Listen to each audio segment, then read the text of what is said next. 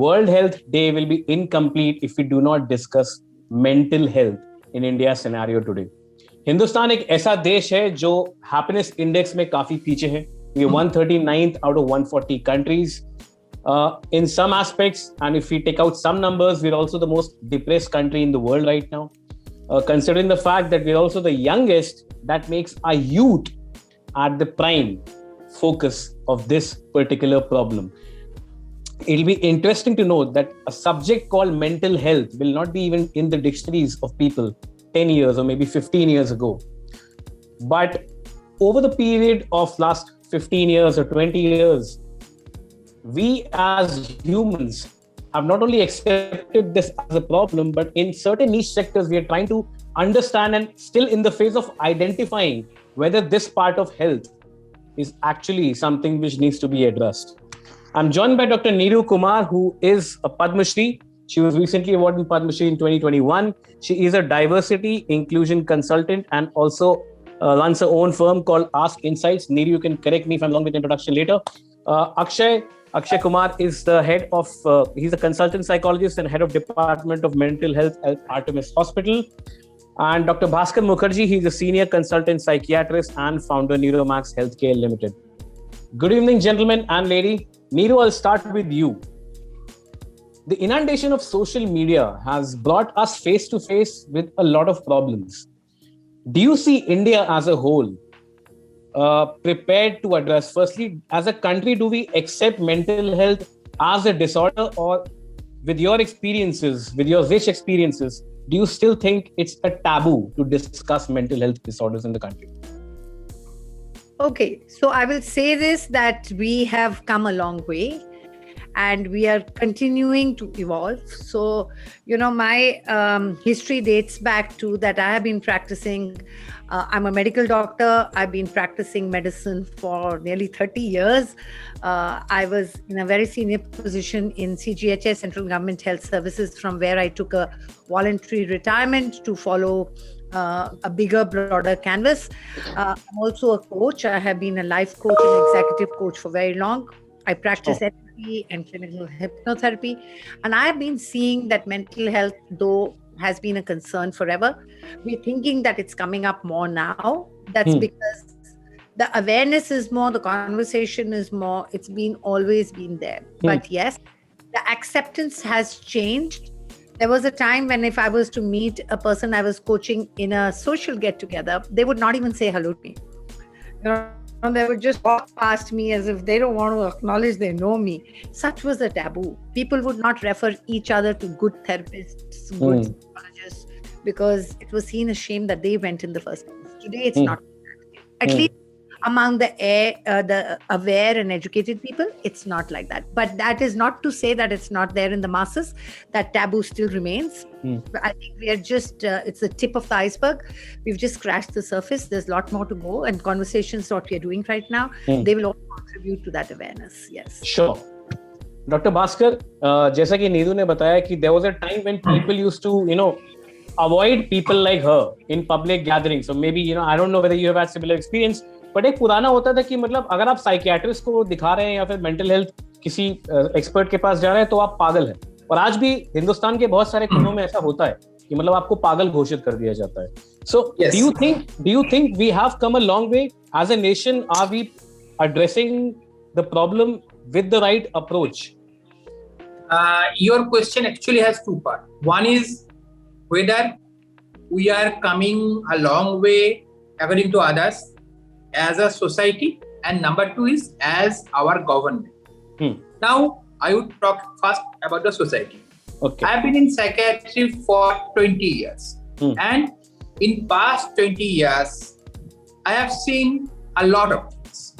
First, I would directly say that there is no single Indian society. Indian society is a very heterogeneous.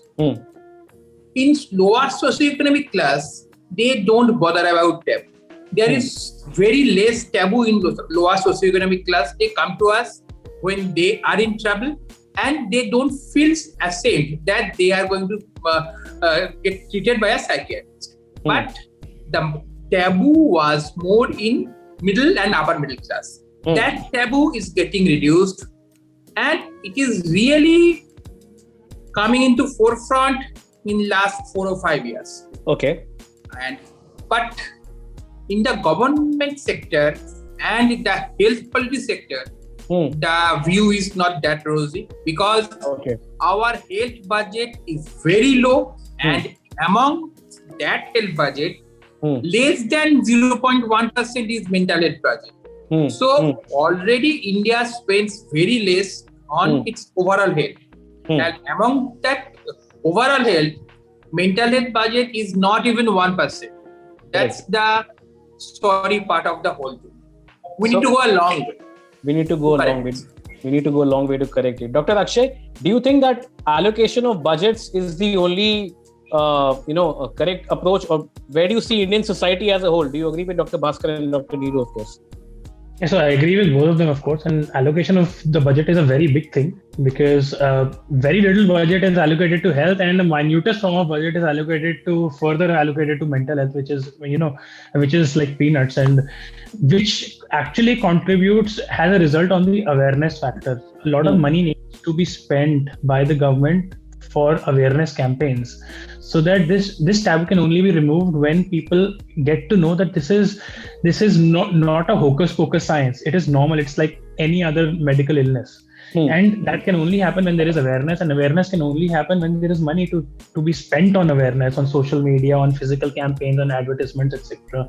Apart from that, I totally agree to all of them that the situation is changing, and especially in COVID times, people are becoming much more aware, because stark statistics are coming online on social media and everywhere, that because of COVID, the mental health of people is deteriorating. More and more people are getting into depression. So before COVID, the WHO statistics was that every 1 in 5 people were in depression in India, and 1 in 3 were in anxiety, which has exponentially. So there is no recent data, but it should have exponentially increased because of COVID, and people are very aware of that, and people are now openly talking about depression, anxiety, and how traumatic this time has been for them, and because of which they are going to psychologists and psychiatrists now. Sure. But having said that, the number is again very little, and there is one small change that has happened in the past 5 years. Like Dr. Bhaskar was saying, that the lower class is open to going to psychiatrists, and the upper class is not. Nowadays, what we see in the elite classes, that it has become a status symbol to go to a psychologist. Seriously? Right? So the point. So it's the middle class which is apprehensive. The elite class is actually considering it as they have a lot of money at leisure, that they can go and spend 5,000 rupees for one session. And so in parties, they openly talk about, so my therapist said this, that I need this for anger management, and they are flaunting it, right? So my therapist said this, and my therapist said that. So that's a very pleasant change, because it is important for people to know that going to a therapist is not just for illnesses and disorders. Just for normal routine stresses of life, it's intelligent to go and seek for help. Okay, Dr. Neeru, you come with a vast experience, and I hope you're the most experienced on this panel. Now, considering what Dr. Akshay said, that, it becomes a status symbol to, just go and flaunt it in parties. Is that the right approach? I mean, I'm a little confused. And especially, like Dr. Bhaskar highlighted, one of the biggest hindrances is the high fees the mental practitioners charge. So, people from lower income groups can't afford it. Firstly, they are not able to recognize it. Even if they do, then they can't afford it. So one way we have a population which is flaunting it. The other way we have a population which can't afford it. So we have income inequality jumping down the drain. Yeah. So, Abhinav, I would say that the answer to that is like what Akshay said, more resources being allocated in the government sector. Because right now we have too few therapists who are there in the government sector, or subsidized, or people who have benefits like central government health services or ESI, who can go to good therapists even in these sectors without having to pay so much. So those who need it to be able to go there, having more therapists there who are also paid well, just like any other physical health department, there should be no pay discrepancy between those therapists and say medical specialists, right? That's when we'll get the good therapists in these government sectors, and that's where these people who cannot go to the therapists who are charging what they can't afford, that will be the solution to that. As far as whether the flaunting is all right or not, I mean, maybe a few people will be doing that, and I don't really see a harm to that. They're actually campaigning it for us because we do want the awareness to spread, and if that's one way of campaigning, I don't mind that, because they're just telling everybody that it's okay to go to a therapist, and that it doesn't mean that person has gone mad, because pagal ho jana is a term. जो therapist के पास जाता है वो पागल होता है, and probably it's considered as a lifelong taboo and a threat. So at least that part is being addressed as a myth. Okay. So now we have addressed a little infrastructure problem part of this subject. Let's get into a little more intricacies. Dr. Bhaskar, over the last 1 year since the lockdown, people have been locked inside their homes and working from home. Now that is contributing to a lot of mental health problems. Okay, people haven't experienced such situations before. There are frustrations. People want to get out, but they can't. There are a lot of anxiety issues which are hampering people. What has been your experience over the last 1 year? What kind of clients are you getting? And what is the sense you're getting from the market? And what is the kind of treatment which people should look for, especially in these conditions? First, we have to understand that like every genetic disease, psychiatric diseases are only produced in vulnerable people. Means if you keep a population of, let's say, 100 people in this lockdown condition, then only 10 or 15 people amongst them who have genetic vulnerability to develop psychiatric symptoms. Other won't. Okay. So anxiety, depression, these are only going to happen in vulnerable population. Our country, being a genetically hugely diverse one, has a huge number of vulnerables. That's why we are number one in diabetes, and we are also going to be number one in depression. Okay. So lockdown has produced a huge stress on this vulnerable population. And the expression of anxiety, depression, psychosis, as well as other psychiatric problems has increased. We are getting more patients than usual, and many of them would not have been to a psychiatrist's chamber or to a mental health consultation if there was no lockdown, because they were the milder spectrum. They were at the milder end of genetic vulnerability. They could have otherwise lived a normal life. So we are getting those patients who had mild symptoms before. That is one thing. And number two thing is, actually India is going through a huge crisis in the department of mental health practitioners, because we psychiatrists are less than 10,000 all over India.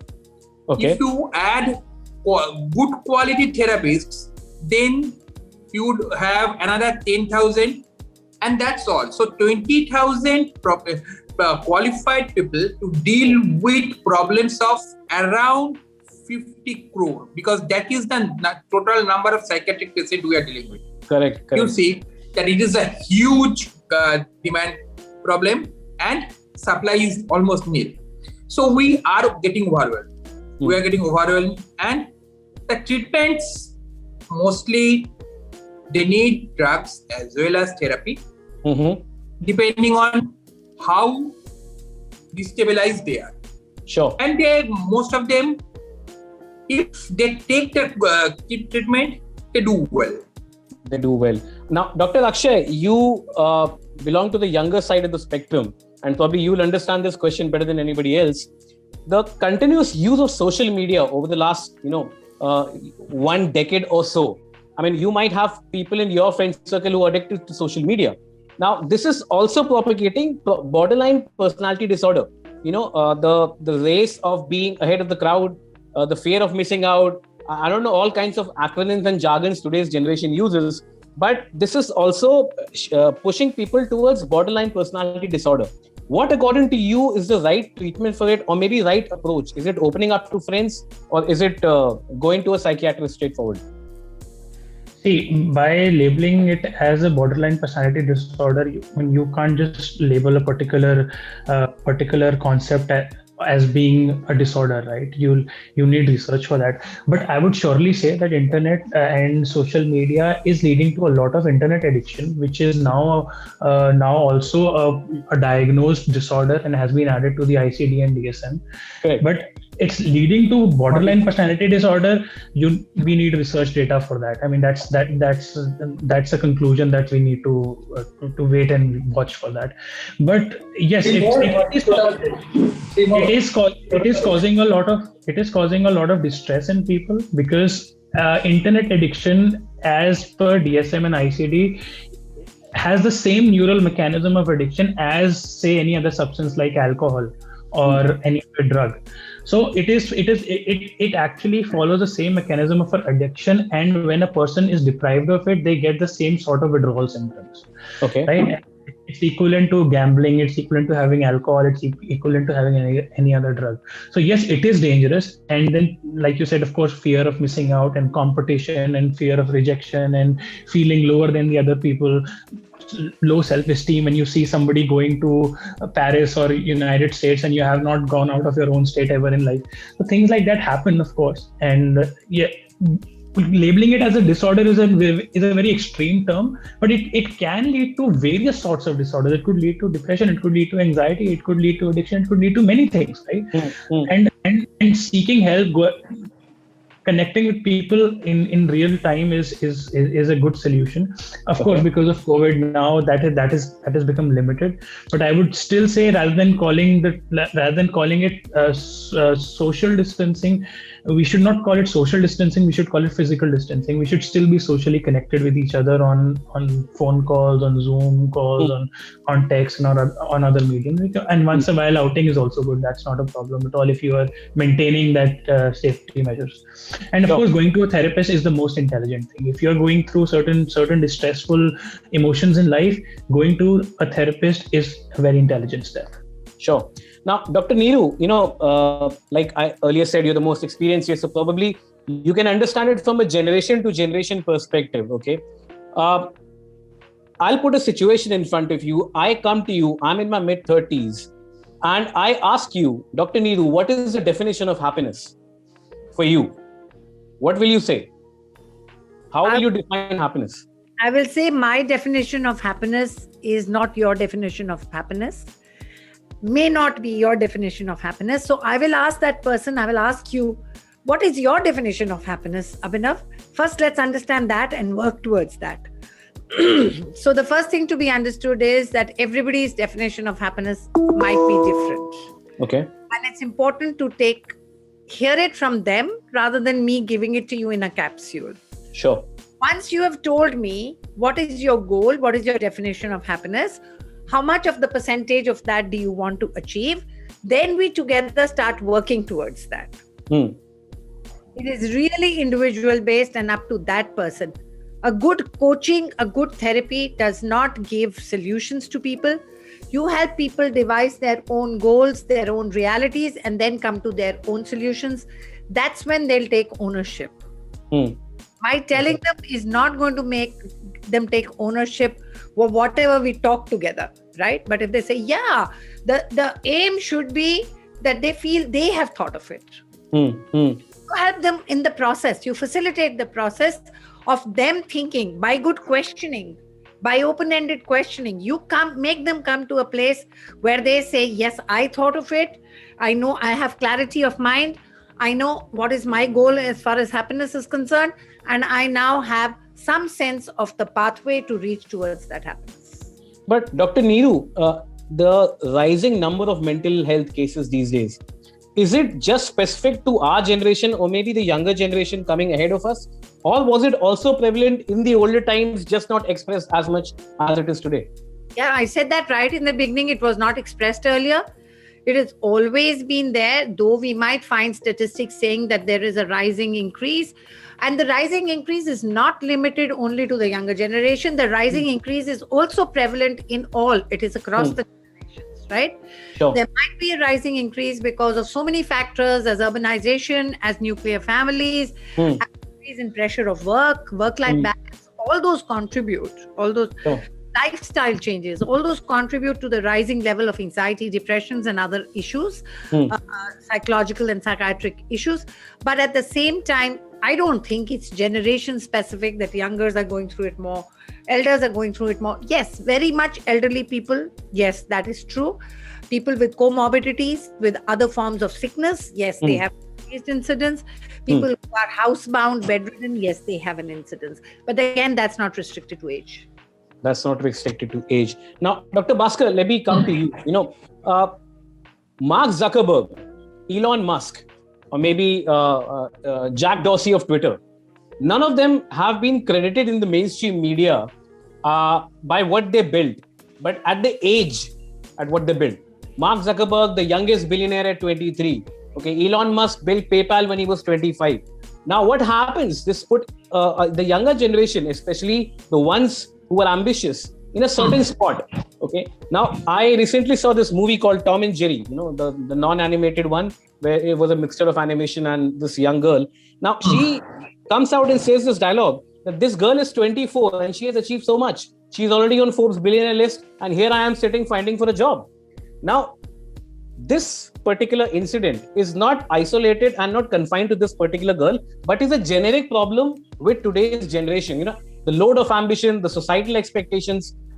How do you convince people with what Dr. Niu said, that happiness is subjective, happiness is inside you, or maybe everybody has their own definition of ambition, or maybe contentment, if I find, for the lack of a better word. What do you say to people who are burdened with, ambitions and always end up comparing themselves with people on the social media? First thing, we have to understand that there is no definition of happiness. Society has made happiness. We are trying to find happiness while happiness doesn't exist. It's just a journey, nothing more. So we don't look for happiness. We look for personal self-satisfaction or self-worth or whatever it is. That is the number one. Number 2 point is these things that someone is doing well and someone is not doing so well. This has been prevalent throughout the generation. Okay. Our generation have it. Our next generation has it. The generation before ours, they also had the same problem. Social media has made it more visible, but it was always there. Okay. And the only people who would not be able to actually tolerate this kind of comparison and would succumb to the pressure is the one who are carrying the vulnerability. So I would more concentrate on the vulnerable. If people are succumbing to this pressure, this comparison, then they have a genetic vulnerability which is making their brain susceptible to develop various dysfunction symptoms. That dysfunction symptom are known as psychiatric disorder. So there is nothing of that. This generation is more vulnerable towards this one or not. I would say the comparison was there, always there. This generation, it is Elon Musk and Mark Zuckerberg. Previously, there was Warren Buffett. Warren Buffett was previous generation. If you think about them, Rockefellers, previous to that, the lords, the ladies, the noble classes. But Dr. Bhaskar, there is an irony here, because the generation today, like I am more aware than my father was at my age. And for our generation, ignorance is blessing, doesn't work, because we are so used to information all the time. And that's what brings me to Dr. Akshay. Dr. Akshay, with our generation, and this is a specific problem with our generation, we are inundated with information, and we don't know which one to filter and which one to not. And as a result of which, our generation, because information is so casually available, it also becomes a bane, if not a boon. So what has been your experience and people of your generation? Like, does excess information also lead to depression, anxiety, and you're not able to filter that out? Or what do you tell your clients? Maybe not watch news in the night, maybe that propagates anxiety. I don't know, like, what is your recommendation? So every coin has two sides, right? And I feel information is more of a boon and than a bane. But of course, people who are undergoing anxiety or certain sorts of disorders, they read about those disorders online and then they freak out because they see so many symptoms online. They read about it and they say, "Oh, mujhe bhi ye ho raha hai. I'm also going through that." And then they make up their own symptoms because then they empathize towards those symptoms and then internalize it and then feel that they are going through the same thing. And that happens a lot. So to those people, we tell them not to read about their symptoms online, not to read about side effects of medications online, because even Crocin has side effects. What if you read side effects of psychiatric drugs? You will see they'll scare you out, but people do that, and because it is available at a click of a finger now, and then people don't want to have those medicines because they're scared of reading what they see on the screen. But yeah, of course, if we see that part of it, and then a lot of news which is troubling people and which is making them sad that dunya to khatam ho rahi hai, things like that. But if we don't look at that side of the coin, the other side of the coin is greater than the problems which are being created by information. So It is digitalization which is causing literacy to go into every corner of the country, right? To parts of the villages where information was not available, where education could not go to, where teachers and schools are not there, but everybody has a phone and they can read and they can know what's happening in the country. They can get educated by just a click of their finger. So and of course, everybody has a right to information, everybody has a right to education, and only technology can do that. So I feel it is more of a boon, but yes, to people who are susceptible to anxiety and psychiatric disorders, it may cause a problem to them, like I told you just now, but it's still a boon. It's better than not having it. It is still a boon. It's better than not having it. Dr. Neeru, I'll come to you, and this will be the last part of our conversation. I recently participated in one of the panel discussions, and the subject was, why don't people share things easily? Are they not open to sharing things? Are they scared of the consequences? Do you think people in today's time and day and age, they're scared to share? You're touching upon a topic which is very dear to me. So, and especially when I do work with the corporate, and I do work with a large amount of work with many, many corporates. And we talk a lot these days about bringing your authentic self to work, bringing your whole self to work. And why is there a phenomenon called covering? So covering actually means underplaying your own identity and not being able to feel the psychological safety to be able to bring out the whole self out there. Why? Because of fear of being judged, because of fear of repercussions, correct, because of fear that you are different from maybe the majority group, and also the fear that if you give a pushback, if you fail, then the consequences will be unmanageable. So it is actually up to the people in position and power to be able to provide that psychological safety so that we don't have to cover. Because the expense of covering is mental health.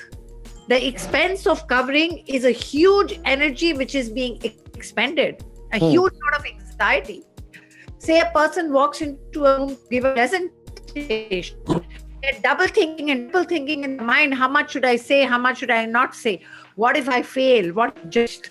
With all that going on in their mind, so much energy is being expended. I hear so many of them coming to me and saying, whenever I have to go for a presentation, I'm getting anxiety attack, I'm getting palpitation, I'm getting sweating. I wake up in the middle of the night with that palpitation. And now in COVID times, with all the meetings being virtual, I can tell you, Abhinav, the kind of anxiety that is going around, the fear of missing out that you were talking about, the FOMO, that in a virtual setting, will I be able to put my point across? And if I'm not able to put my point across, maybe I get totally lost. And if they have to put their point across, they're worried if they're putting it across rightly. So those kind of anxieties are skyrocketing these days, right? I will reiterate that people of position of power are the ones who need to create that safe psychological spaces. It needs a lot of sensitization in schools, colleges, government bodies, organizations, to have that inclusive environment where each person feels that psychological safety to bring their complete self, and they don't have to hide under a mask or cover. Mask or a cover. Now, or, Dr. Or cover, or do the phenomenon which I was talking about, which means minimizing your identity. It's essentially the fear, the fear which stops people, if I rightly understand, Dr. Neeru. Dr. Bhaskar, there's this film called The Fifth Estate. I don't know whether you've seen it. Now, it's based on this, I'm forgetting the name of the, I'm forgetting the name of the founder, WikiLeaks founder. Yeah, WikiLeaks founder. Now, he went on a podium one day and he said that people will tell you things, but only if you give them a mask. If you remove that mask, 99% of them will vanish. So do you think, where does this propagation of fear comes into our society, and especially with today's generation? Eventually mean that mental health conversations are eventually Bhagavad Gita conversations with a beer. Pardon, I couldn't hear the last line. Mental health conversations today are eventually Bhagavad Gita conversations with a beer. No. Actually, your example is a good one, but no. Why?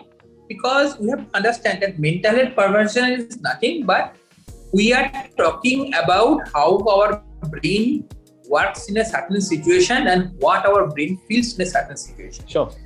The same thing when we go to a doctor with a fever, let's say. We are talking about doctor, we are feeling febrile, we are feeling that there is lethargy, there is this, that, and others.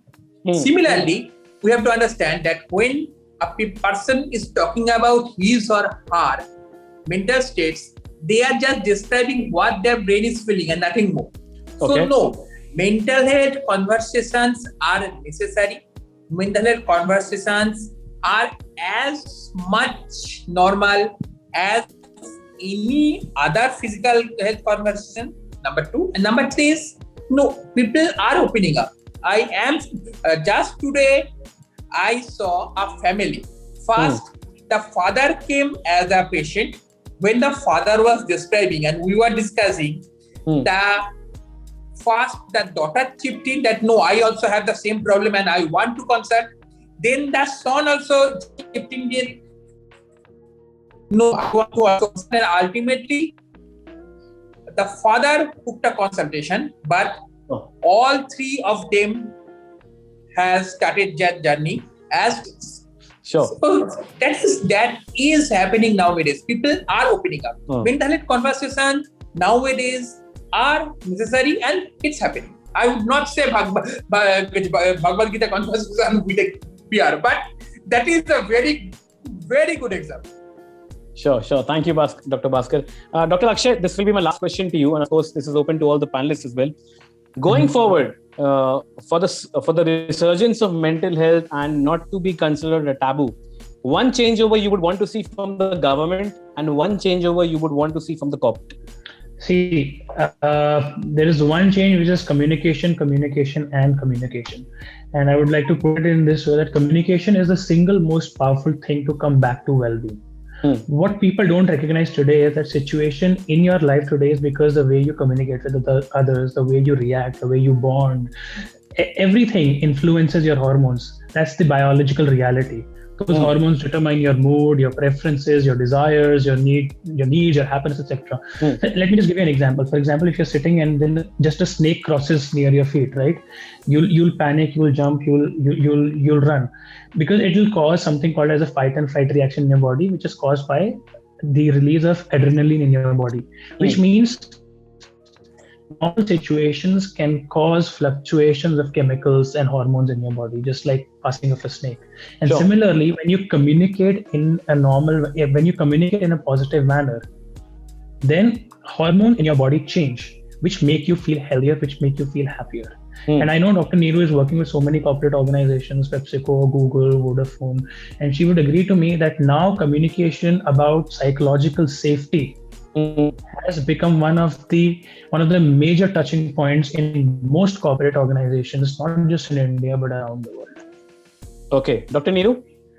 One change from the government and one change from the corporates. Government, I would say what we've been discussing throughout: awareness, allocating of resources, more institutions for training of mental health professionals, very important. We still have too few. From the corporate, Abhinav, you'll have me speaking for 1 hour if you ask me that question. Okay, I would request you to sum that in a minute, maybe. First thing off top of your mind. One change from the corporate, bring awareness to the leaders. It's when the leaders become the sponsors of changing of the environment to an inclusive environment where well-being is a priority. It is then resources come second, everything else comes second. It is the mindset of the leaders. They have to become allies. They have to become the champions of this change, and then the change will be accelerated. The mental health patients who have problems, they are the underdogs in there. So they should cover them and protect them, and they should recognize the actual speciality of these people. Those who have anxiety, those who have depression, they also have another thing, a unique, compassionate perspective and human perspective. Corporates should learn from them. Corporates should learn from them. And on this note, this was a very insightful discussion. Thank you, Dr. Neeru, Dr. Bhaskar, Dr. Akshay. Thank you for joining us and taking out time. We hope that going forward, mental health does occupy a considerable proportion in the health budget of the country, and not only budget, but also the mindset of not only the ministers, the corporates, and eventually the common man. Thank you, ladies and gentlemen. Thank you so much for your time. Thank you. Thank you. Like this. Thank you so much. Thank you. Thank you. Bye. Bye.